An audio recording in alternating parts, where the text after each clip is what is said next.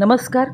आजी आजोबा हे मुलांच्या संस्कारक्षम वयात अतिशय महत्त्वाची भूमिका बजावत असतात आणि म्हणूनच आजी आजोबांना योग्य सन्मान आणि गौरव प्राप्त करून देण्यासाठी संस्कारधाम विद्यालय खरवली येथे आजी आजोबा मेळाव्याचं आयोजन करण्यात आलं होतं.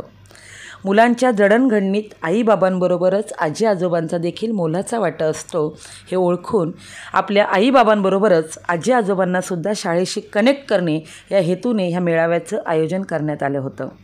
विद्यार्थ्यांनी म्हणजेच नातवंडांनी आजी आजोबांविषयी असलेलं प्रेम हे नृत्यातून व्यक्त केलं. काही नातवंडांनी आजी आजोबांवरचं प्रेम हे भाषणातून व्यक्त केलं. आजी आजोबांनी सुद्धा शाळेविषयी कृतज्ञता आणि नातवंडांविषयीचं प्रेम किंवा नातवंडांविषयी असलेली आपुलकी भाषणातून व्यक्त केली. या कार्यक्रमाचं संपूर्ण सूत्रसंचालन सौ जाधव मॅडम यांनी केलं. तसंच कार्यक्रमासाठी आजी आजोबांना मार्गदर्शन करण्यासाठी महाडहून सौ गीतांजली गंगाधर साळवी यांना आमंत्रित करण्यात आले होते. त्यांच्या व्याख्यानाने नक्कीच संपूर्ण आजी आजोबा हे मंत्रमुग्ध झाले होते. शाळेच्या अतिशय सुंदर निसर्गरम्य परिसरात विद्यार्थी आणि पालकवर्गसुद्धा आकर्षित झाला होता. भयान अंधाराने जीव कोंडून गेले होते. जोखड वाहत मानेवरती जगणे नशिबी आले. अशा परिस्थितीतही झोपड्यांतूनही उभे ठाकले सशस्त्र लढ्याने किल्ले तोफांनाही अजिंक्य ठरले केवळ वरच्या घालून. अशी परिस्थिती महाराष्ट्रात निर्माण करणारे बहुजन प्रतिपालक छत्रपती शिवाजी महाराज, भारतीय राज्यघटनेचे शिल्पकार महामानव डॉक्टर बाबासाहेब आंबेडकर, राष्ट्रपिता महात्मा फुले, राजश्री शाहू महाराज, स्त्रियांच्या पहिल्या मुख्याध्यापिका, स्त्रियांच्या उद्धारक सावित्रीबाई फुले यांच्या विचारांना मी प्रथमतः विनम्र अभिवादन करते. तसेच आज संस्कारधाम विद्यालय पूर्व प्राथमिक शाळा इथं आजी आजोबा मेळावा आयोजित केलेला आहे. या मेळाव्याच्या निमित्ताने बालविद्यार्थी आणि युवक सुधार संस्थेचे अध्यक्ष माननीय श्री नथुरामजी निंबरे सर, कोकण एज्युकेशन सोसायटीची गिरवाडी हायस्कूल शाळेतील माजी शिक्षिका सौ दामले मॅडम, देशमुख आजी आजोबा आणि पूर्व प्राथमिक विभागाच्या प्रमुख सौ जाधव मॅडम, या शाळेच्या सर्व सहकारी शिक्षिका आणि आज इथं उपस्थित असलेले सर्व ज्येष्ठ मंडळी, अनुभवी मंडळी, महत्त्वाचं म्हणजे आजी आजोबा, सर्वांना नमस्कार. आणि इथं उपस्थित असलेल्या माझ्या चिमुकल्यांना मी मनापासून त्यांचं कौतुक करते. आज इथं आजी आजोबा मेळावा आयोजित केलेला आहे. आजी आजोबा मेळावा आयोजित करण्यामागे अनेक कारणं असतील, पण त्याचं महत्त्वाचं कारण म्हणजे आजी आजोबा जे आहेत त्यांना सन्मान मिळवून देणे किंवा त्यांचा गौरव करणे या उद्देशाने हा आजी आजोबा मेळावा इथं आयोजित केलेला आहे. दुसरं म्हणजे आपण पाहिलं मगाशी मुलांनी जी गाणी सादर केली, नृत्य सादर केले, भाषणं केली, ही सगळी आजी आजोबांवर आधारित होती.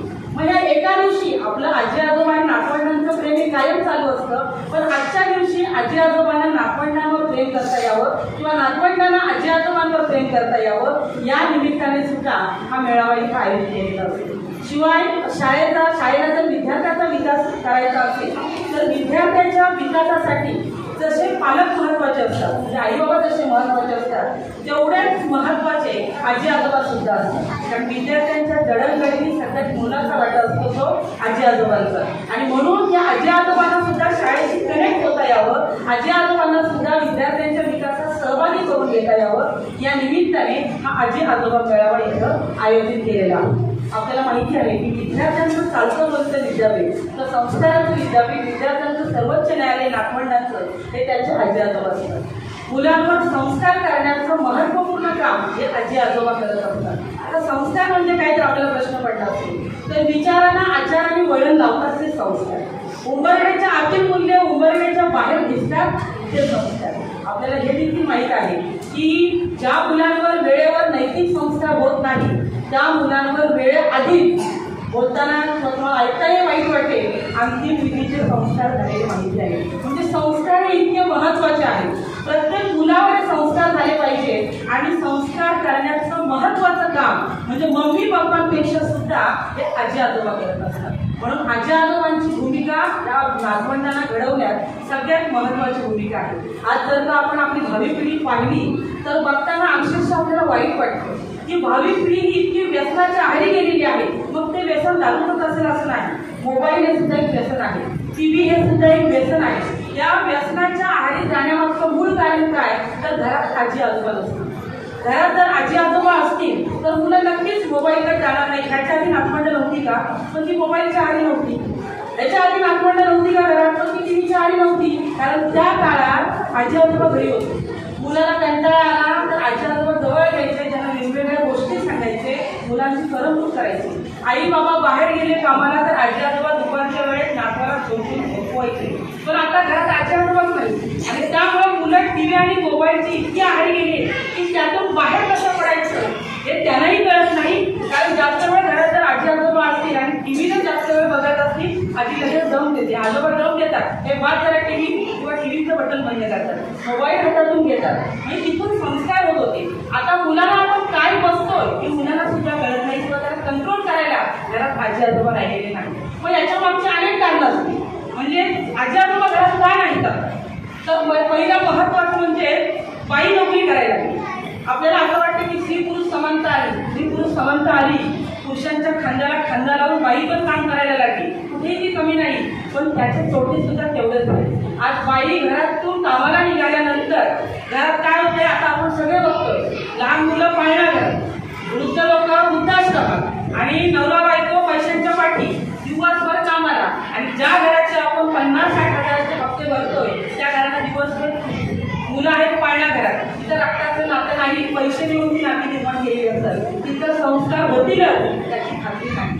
आजी आजोबा जे रक्ताचं नातं आहे ते रक्ताचं नातं ओरडलं मारलं जोडलं तरी तिथं जे प्रेम आहे ते प्रेम मुलांना पाळण्या घरात मिळायलाच असं नाही. म्हणजे एकंदरीत बाई नोकरीला लागली आणि त्याच्यामुळे एकत्र कुटुंबाचं विभक्त कुटुंब झालं आणि तिथं लहान मुलं ही संस्काराच्या ऐवजी सुसंस्काराकडे वळली. दिवसभर आई बाबा घरी नसतात, मुलं मित्राकडे जातोय किंवा अजून कुठं जात असतील टीव्ही मोबाईलमधून बाहेर पडून ते आपल्याला सुद्धा कळत नाही. कारण आई कामावरून यायची वेळ झाली, बाबा कामावरून वेळ यायची झाली की मुलं आपोआप चोरासाठी घरात येऊन बसतात. मग आपल्याला वाटतं माझा मुलगा किंवा माझी नातवंड किती प्रामाणिक आहे, पण दिवसभर मुलं काय करतात हे मात्र आपल्याला कळत नाही. आणि दुसरं कारण असं म्हणजे लोकांना शहरीकरणाची लोकांना आस लागली. खेड्यासारखं राहिलो आपण तर आपल्या मुलाचा विकास होणार नाही. खेड्यात राहिलं तर माझ्या मुलाला चांगलं शिक्षण मिळणार नाही. आणि जरी बाई नोकरी करणारी नसली तरी मग मुलाच्या शिक्षणाचं निमित्त घेऊन लोक शहराकडे वळले. शहराकडे वळल्यानंतर आजी आजोबा एकत्र काही घरात राहू लागले. पण एकत्र घरात राहत असताना आपल्याला माहिती आहे म्हणजे मुलगा किंवा सासरा सोडलं तर किचन पासूनच सुरुवात असते. तिच्या सून आणि सासूचा ऍडजस्टमेंट करायला खूप वेळ लागतो किंवा दिवसभराचे त्यांच्या काहीतरी घरावरती सुरू असतात. आणि मग तिथं काय होतं, मग आजी आजोबांचं किंवा आपल्या मम्मी पप्पांचं पटत नाही आणि मग आजी आजोबा बाजूच्या घरात राहते किंवा ती गावाकडे राहते किंवा आजी आजोबाला शहरातलं वातावरण पटत नाही, आवडत नाही, त्यांना ऍडजस्ट होत नाही, मग ती गावाकडे जाऊन राहते. म्हणजे नोकरी निमित्त झाली. आणि दुसरं सुनांचं आणि सासूचं पटत नाही, सासू सुनेला ऍडजस्ट करत नाही, सून सासूला ऍडजस्ट करत नाही. खरं तर दोघीने एकमेकीने ऍडजस्ट केलं पाहिजे, आपल्या स्वतःसाठी नव्हे तर आपल्या मुलांसाठी. कारण आज आपण बघतोय की मुलांमध्ये संस्कार होत आहे. रात्री कितीही तुमच्याकडे पैसा असेल, कितीही तुमच्याकडे प्रॉपर्टी असेल आणि मुलांवर संस्कार नसतील तर तुमच्या त्या प्रॉपर्टीला झिरो किंमत आहे. 10-12 गाड्यांचा मालक आहेत, आपली 12 वाजता 1 वाजता मुलगा ड्रिंक करून येतोय, नको त्या अवस्थेत दिसतोय, त्या प्रॉपर्टीला सोडून त्या बाप प्रॉपर्टी आठवत नाही, त्या मुलाला बघून बाप ढसाढसा रडत असतो. मुलगी फ्रेंड सर्कलमध्ये असे छोटे विचित्र कपडे घालून फिरत असते की तिला तिचं फ्रेंड सर्कल म्हणजे प्रॉपर्टी वाटते, तिला तिचं फ्रेंड सर्कल म्हणजे फॅमिली वाटते. आईने किती सांगितलं तरी मुलगी ऐकत नाही. म्हणजे आता ही काही उदाहरणं आहेत. त्यामुळं आपण आपल्या घरात आपल्या आजी आजोबा कसे राहतील, आजी आजोबा नातवंडांजवळ कसे राहतील, नातवंडांना आजी आजोबांचं प्रेम कसं मिळेल हे आपल्या प्रत्येक घरातल्या सुनेने आपल्या मुलासाठी आपल्या नवऱ्यासाठी तरी ऍडजस्ट करायला पाहिजे. संस्कार हे आजी आजोबातूनच होत असतात. आता इथं सुना नाही म्हणून थोडंसं बोलते. इथं सगळ्या सासू आहेत आणि मला खात्री आहे की मी तुमच्यापेक्षा मोठी नक्कीच नाही, माझ्यापेक्षा तुम्ही नक्की मोठ्या, तुमचा अनुभव चांगला आहे आणि शिक्षणापेक्षा अनुभव महत्त्वाचा असतो. तरी घरात राहत असताना जसं उपास आपण धरतो त्या उपास धरताना काही आपण पथ्य पाळतो तसं घरात राहताना आपण सुद्धा पथ्य पाळले पाहिजे. म्हणजे घरात कसं राहायचं, नेहमी सुनत चुकीची असते असं नाही किंवा नेहमी सासू चुकीची असते असंही नाही. सासरे किंवा नवरा लांबच्या बाजूला आहे आणि जास्त वाद त्यांच्यावरून होतच नाही. घरात जास्त वाद सासू सुना बाहेर एकमेकांची जास्त वाद घालतात आणि त्याच्यामुळे विभक्त कुटुंब होत आहे. नोकरी निमित्त आहे तिथं ऍडजस्ट करायला काहीच नाही म्हणून तर ठीक आहे. पण ह्या अशा घरगुती जे वाद आहे तिथं आपण सासूने सुद्धा काही गोष्टी काही पट्टी पाळली पाहिजे. म्हणजे घरात राहत असताना ज्या ज्या बारीक सारी गोष्टी आहेत तर आपण सुद्धा आनंद मिळवायला पाहिजे. एखाद्या वेळेस आपल्या मुलांनी सुनेला साडी आणली तर आपल्याला त्याचा अजिबात वाईट वाटतं का बरे, आपल्याला लगेच वाईट वाटतं की मुलगा आता काय माझं राहिलेला नाही. तो आता बायकोच्या हारी गेला. त्यावेळेस आपल्याला असं वाईट वाटतं का म्हणजे आणू दे ना, आज तिला आणते. आपल्या मुलाची कोण आपल्याला माहिती पाहिजे, कारण तू एका वेळेस 2 साड्या आणू शकत नसते. आपण आपल्या तरुणपणात वापरलेल्या साड्या, आता तिची हाऊस आहे. त्यामुळे अशा वेळेस बारीक सारी गोष्टी, एखादी आवडीची भाजी आपल्याला घरी नसेल तर ती भाजी जरी आवडत नसेल तरी आपल्या कुटुंबासाठी, कारण कुटुंबाचे वरिष्ठ तुम्ही आहात, तर ते तुम्ही आहात, तुमच्यावर कुटुंबाची शांतता अवलंबून. तर अशा वेळेस जे काय असेल तर तुम्ही आनंद मानायला पाहिजे. घरात आपल्या शक्य तेवढ्या जास्त गोष्टी ह्या आपल्याला ऍडजस्ट करता आलं पाहिजे. सतत माझं काही चुकलं नाही, हीच वाईट आहे, तुला तोच वाईट आहे, असं एकमेकाला दोष देण्यापेक्षा की त्याच्यातून एक उत्तम मार्ग कसा मिळेल हे आपण पाहिलं पाहिजे. एक अगदी छोटीशी गोष्ट म्हणजे मला खात्री आहे तुम्हाला वेळ जास्त झालेला आहे, आपण वयस्कर मंडळात जेवणाची वेळ झाली आहे, जास्त वेळ न घेता पटकन बोलते की तो नवरा बायको असतात, घरात आजी आजोबा असतात, खूप वाट बघून डॉक्टरी करून त्यांना 11 वर्षानंतर मुलगा झालेला असतो. किती लाडका असेल तो मुलगा बघा, म्हणजे आजोबांचाही तेवढाच असणार, आजीचाही तेवढाच लाडका आणि त्याच्या मम्मी पप्पांचाही तेवढाच लाडका. आणि एक दिवशी असतात घरात सगळी सून आणि नवरा दोघेही बाहेर नोकरी करणारे असतात, आजी आजोबा शिकलेले असतात. वय झालं की शक्यतो आजी आजोबांना वयानुसार आता वेगवेगळे आजार लागले, जास्त घरात चटकट असलेले आवडत नाही, आठवणांची लुगूड सुद्धा जास्त चालत नाही. हा त्यांचा दोष नसतो, त्यांच्या वयाचा दोष असतो. वयानुसार त्याला सहन होत नाही आणि मग 11 वर्षानंतर झालेला तो छोटा मुलगा जवळजवळ 2.5-3 वर्षाचा असतो. असा घरात खेळत असतो, आजी आजोबा टीव्ही बघत असतात, घराचं वातावरण खूप छान असतं त्यांचं, म्हणजे त्यांच्या घरात सासू सुना आणि नवरा बायकोंच्या कधीच वाद होत नाही, इतकी एकमेकांना सावरून घेतात. आणि मग अशा एक दिवस तो मुलगा असं खेळत असतो, आजी आजोबा टीव्ही बघत असतात आणि औषधांची एक बाटली असते घरात, मोठ्यांच्या औषधाची बाटली असते, ती उघडीच पडलेली असते. त्यांना बाईचा नवरा म्हणजे त्या मुलाची वडील ती बाटली उघडी पडलेली बघतात, पण ते कामावर इतकं जायच्या घाईत असतात की त्याच्या बाटलीचं सोडून देतात. ते बायकोला म्हणतात जरा झाकण लावलं तर ती हो म्हणते आणि ती पण कामात इतकी व्यस्त असते, कारण तिला कामं उरकून घरातली कामं उरकून तिला जायचं असतं तिथे. तर तीही त्या बाटलीचं झाकण लावायचं विसरून जाते. आजी आजोबा टीव्ही पाहण्यात त्यांच्या आवडती सिरियल त्या करून गेलेले असतात आणि थोड्या वेळाने ते लहान बाळ 2.5 ते 3 वर्षाचं खेळता खेळता ते बाळ त्या बाटलीजवळ जातं आणि ते बाटलीचं औषध थोडंसं रंगीत दिसतं, लहान मुलांना रंगीत कलर खूप आवडतं. ते बाळ त्या बाटलीजवळ जातं, बाटलीजवळ गेल्यानंतर ते औषध पूर्ण बाळ पिऊन गेलं. मोठ्यांचं औषध, बाळाला डोस जास्त होतो, बाळाला पटकन दवाखान्यात नेतात. दवाखान्यात गेल्यानंतर जर डोस जास्त झाल्यामुळे बाळाचा मृत्यू होतो. किती भयानक घटना आहे बघा. म्हणजे त्या बाळाचा मृत्यू झाल्यानंतर त्याच्या वडिलांना कळवलं, त्याचं आजी आजोबांना घरातून आणलं, त्याचं दवाखान्यात सगळं डोस काय डॉक्टरांचे संस्कार आहेत ते झाल्यानंतर बाळाला घरात नेलं जातं. आता त्या बाईची अवस्था काय असेल ती बघा. 11 वर्षानंतर झालेलं मूल आहे, तुमचं एक 2.5-3 वर्षाचं मूल, नवरा सांगून गेला बाटलीचं झाकण लावा, आपला हलर्जीपणा झालेला आहे. त्या बाईला ती अपराध्यासारखी इतकी भावना पोचत होती, आता मी करू काय, माझं बाळ जर गेलेलं आहे, आता मी घरच्याला फेस कसं करू, नवऱ्याला काय सांगू, सासू सासऱ्याला काय सांगू, कारण इतक्या वर्षानंतर झालेलं नातवंड त्या आजी आजोबांसाठी काय असेल, कारण आजी आजोबांसाठी मुलंही दूध असतं, पण दुधावरची साई नातवंड असतं. साईपेक्षा त्या दुधावरच्या साईला महत्व असतं आणि म्हणून त्या आजी आजोबांना मी काय सांगू, आईला रडू की पळून जाऊ घरातून, किंवा माझं काय होईल, या धक्क्याने ती पूर्ण बाई अगदी खचून गेलेली असते. त्याच वेळेस त्या बाईचा नवरा त्या आई बायकोजवळ येतो, नवरा जवळ गेल्यानंतर बाई चढून जाते, आता मी करू काय. मग तो नवरा फक्त एवढंच पाठीवर हात ठेवून म्हणतो, आणि घाबरू नकोस मी आहे. थोड्या वेळाने तिची सासू सासरे जवळ येतात, तुझं काहीही नाही, कदाचित आम्ही टीव्ही न बघता त्या बाळाकडे लक्ष दिलं असतं तर हा अनर्थ टाळला असता. नवऱ्याने सांगितलं की कदाचित हा तुझा दोष नाहीये, मीच कामाला जाताना थोडा वेळ काढून जर झाकण लावलं नसतं तर हा आज अनर्थ टाळला असता. म्हणजे घरात तरी काय केलं बघा, त्या बाईला दोष न देता एकमेकांना ऍडजस्ट केलं, प्रत्येकाने स्वतःवर दोष घेतला आणि त्यामुळे त्या घरातलं वातावरण नेहमी शांती झालं.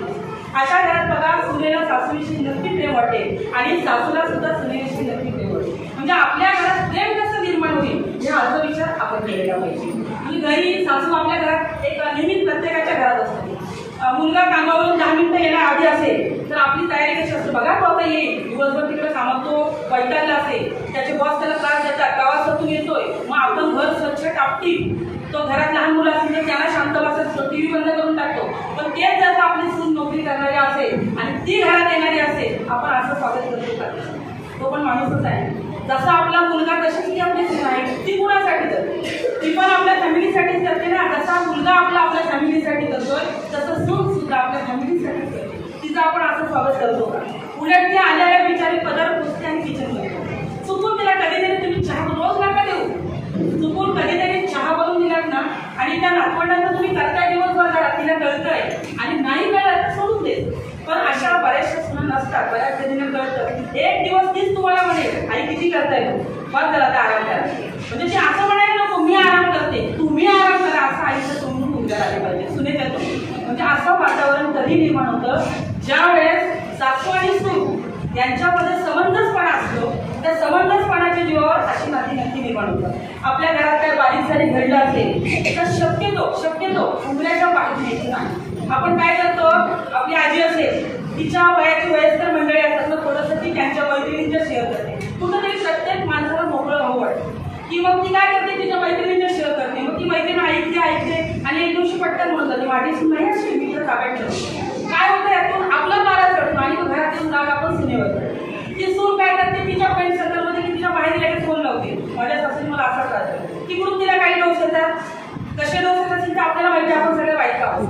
मग तिला डोस आल्यानंतर चिडते. ती चिडल्यानंतर झालं सासू सुनांचं पुन्हा टक्कर झाल्यानंतर ते वातावरण पूर्ण तणावपूर्वक होतं आणि त्या तणावपूर्वक वातावरणात आपलं नातवंड तिथं आहे आपला मुलगा तिथं आहे किंवा आपला नवरा तिथं आहे त्यांना किती त्रास होत असेल याचा सुद्धा विचार आपण करायला हवा. म्हणजे नुसतंच आपलं जे काय आहे ह्यात तूच दोषी आहे असं तिला दोष न देता तर इथं सून नाही म्हणून मी म्हणते नेहमी सुनत बरोबर आहे असं नाही. सगळ्यांकडनं सुद्धा होत असतात. आता तुम्हाला सांगते आपल्या घरातली भांडणं दुसऱ्याला सांगून दुसरा तो ऐकणार आहे ना प्रेमाने ऐकतो आपल्याकडे आणि जाऊन तिसरीला सांगतो चौथीला सांगतो आपली चिंता आपण घराच्या बाहेर काढतो. 2 मिनिटं राग आला काय करायचं आपल्याला काही गोष्टी आपल्याजवळ आपले मिस्टर असतात त्यांच्याशी शेअर करा. चुकून मिस्टर बिझी असतील नसतील तर त्या कागदावर लिहून काढायचं जे वाटते सुनेबद्दल घालायचे शाळेत आणि शांत झालं की कागद काढून टाकायचं. मी सुद्धा असंच करते. प्रत्येकाच्या घरात वाद होतच असतात बारीक सारीक. मला समजा काही गोष्टी नाही सहन झाली मी वाद घालत नाही. सासू बरोबर किंवा घरातल्या जावांबरोबर मी घरात छोटी अजिबात वाद घालत नाही.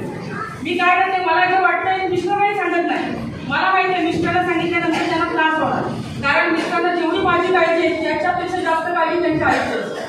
त्याच्यापेक्षा जास्त काळजी त्याला त्यांच्या फॅमिलीची असते. 2 मिनिटं माझं कौतुक करते मला साथ देते पण उद्या त्यांच्या मनात माझ्याविषयी नक्कीच तिरस्कार निर्माण झालेला असतो की बायको सतत माझ्या घातल्याच्या पडत असेल. म्हणजे अजूनही तिने माझ्या फॅमिलीला स्वीकारलेलं नाही. हा जरी नवऱ्याने आपल्याला पुढे दाखवलं तरी न कळत त्याच्या मनात कुठेतरी ती आई असते. त्यामुळे आपल्याला जे काय वाटतं आपल्या मित्रमैत्रिणींचे शेअर करू नका. एखादी मैत्रीण उद्या त्या सुनेला जाऊन आपल्याला सांगेल की तुमची सासू असं करत होती. आता तू साधे काय होणार उलट भांडणं जास्त वाढतात. त्यामुळे आपलं जे काय आहे राग आला काय कागदावर लिहून काढायचं. राग शांत झाला बघा तिकडे शांत बसले आणि काढून टाकले म्हणजे पुरावाच नाही. आपणही शांत आणि समोरची म्हणजे सासूला वाटतं मी इतकं बोलते वाटते काहीच होत मी तिला राग असतो पण दाखवू टाका ना 2 मिनिटं आपण जर शांत बसलं काय फरक पडते. म्हणजे आपल्या समंजसपणावर आपलं कुटुंब किती महत्वाचं असतं बघा. एकतर आपला नवरा त्या टेन्शनमध्ये सतत कुठेतरी बाहेर जाईल प्रवासात हल्ली सांगता येत नाही काही त्याचं होईल टेन्शनमध्ये असताना मी कुणाची बाजू घेऊ बायकोला साथ देऊ की आईला देऊ. बायकोला दिली तर आई नाराज होते आईची साथ दिली बायको नाराज होते मी नक्की बाजू कुणाची घेऊ त्याची विचारावस्था होते. इकडे आपल्या सासरे बाहेर आलेले असतात वेगवेगळे आजार लागलेले असतात खाली डायबिटीस कॉमन झाले बीपी कॉमन झाले पटकन काय सासऱ्यांचं झालं तर जबाबदार करू. मग काही गोष्टी अशा असतात की त्या आपल्या आपण सून म्हणून सहन करायच्या असतात. काही गोष्टी सासू म्हणून आपण वरिष्ठ आहोत आपल्यावर शांती आहे आपण कुटुंबाची कर्ते आहोत त्यामुळे काही गोष्टी आपण सुद्धा सांभाळून घेतल्या पाहिजे. आपल्याला 1पेक्षा 2 नातवंड असतील तर नातवंडांची सुद्धा कधीच तुलना करू नका. हा खूप हुशार आहे हा माझी काळजी घेतो आपल्यासाठी सगळी नातवंड चालते. मग आपण एका नातवंडाचं कौतुक केलं की तिकडची आई लगेच दुसरी म्हणजे आई नवऱ्याला सांगायला तुमच्या आईला त्याचीच लाड करते वा. त्यामुळं अशा गोष्टी ज्या आहेत शक्यतो आपण टाळल्या पाहिजे. आपल्या सुनेची तुलना दुसऱ्यांची करू नका. जशी आहे ना आपण लग्न जेव्हा घालून तिला घरात आणलेलं आहे मग ती कशी असते तिला आपल्याला स्वीकारता आलं. तुम्ही तिची लाडी लाडी म्हणून तिला इतके जवळ एक गोष्टी कितीही कठोर असू द्या निष्ठूर खडूस असू द्या नक्की बदलतात. मी एवढी घाण काम करते मी इतकी खडूस वागते तरी माझी सासू आपोआप एक दिवशी बघा तिच्या डोळ्यातून नक्की पाणी म्हणजे इतकं आपल्या कुटुंब जे आहे ना हे शक्यतो सून आणि सासू 2 नात्यांवर आधारलेलं आहे. ज्या घरात सून आणि सासू योग्य आहेत अशी कितीतरी कुटुंब आहेत की सासू सुना मैत्रिणीसारखे वाटतंय आणि अशा सासू सुनांना किंवा अशा कुटुंबाला समाजात लोक वाईट नाही म्हणत उलट त्यांचा आदर्श घेत आहे. ज्या सुनेला सासूचं चांगलं चालतं मग ती सून गरीब असू द्या अशिक्षित असू द्या तिचा आदर्श घेतला जातो. आणि एखाद्या घरात किती सुशिक्षित स्त्री असू द्या लाख रुपये तिचं महिन्याचं उत्पन्न असेल आणि इकडे सासू सासऱ्याची पुरुष करत असेल तर त्या सुनेला समाजात 0 किंमत आहे.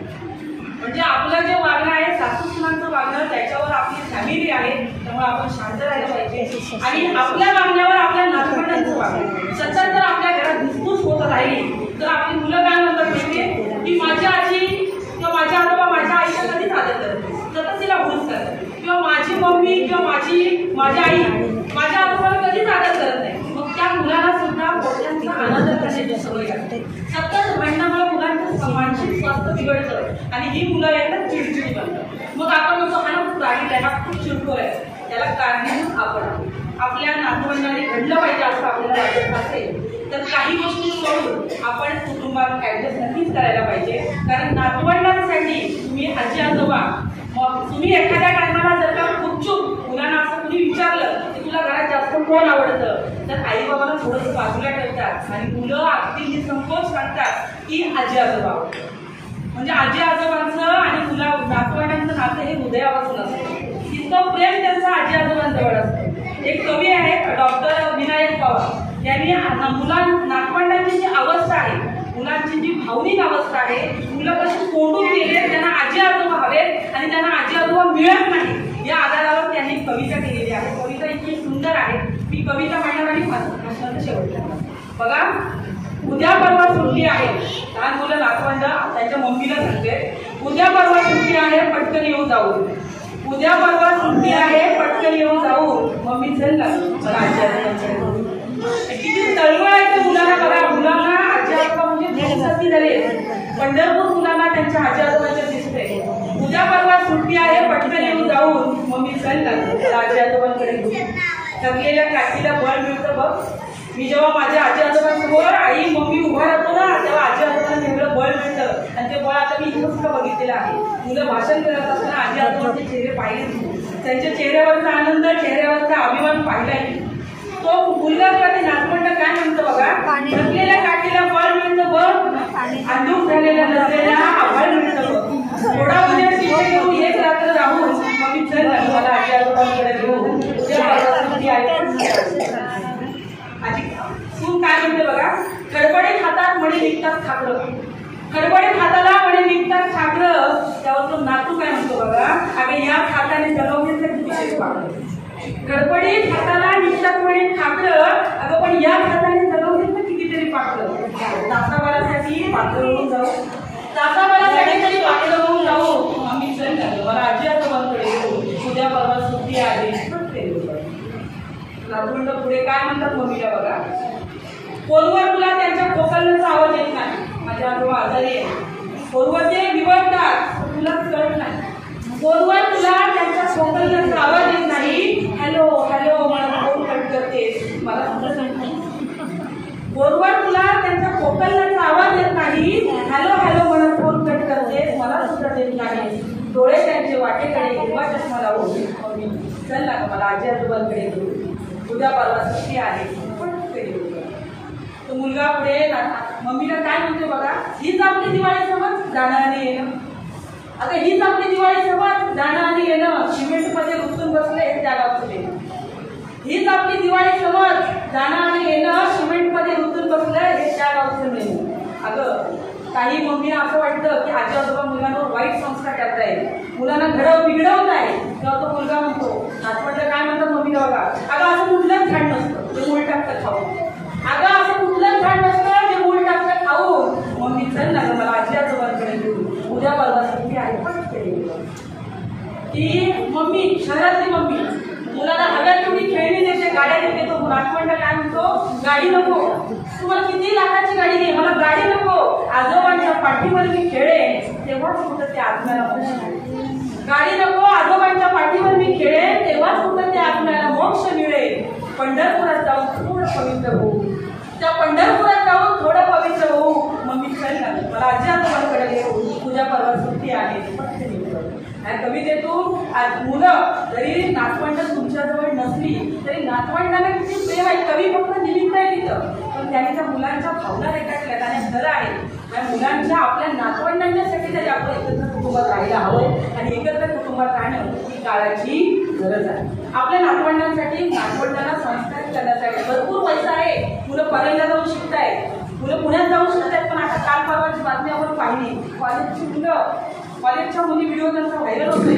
नावाचा उल्लेख करत नाही, पण त्या अक्षरशः ड्रग करून रस्त्याच्या 2 मुली पडल्या आहेत. एक मुलगी जी पडली त्या डोक्याला लागले, पुढे काय झालं व्हिडिओ नाहीये. म्हणजे इतकी भयानक अवस्था आहे.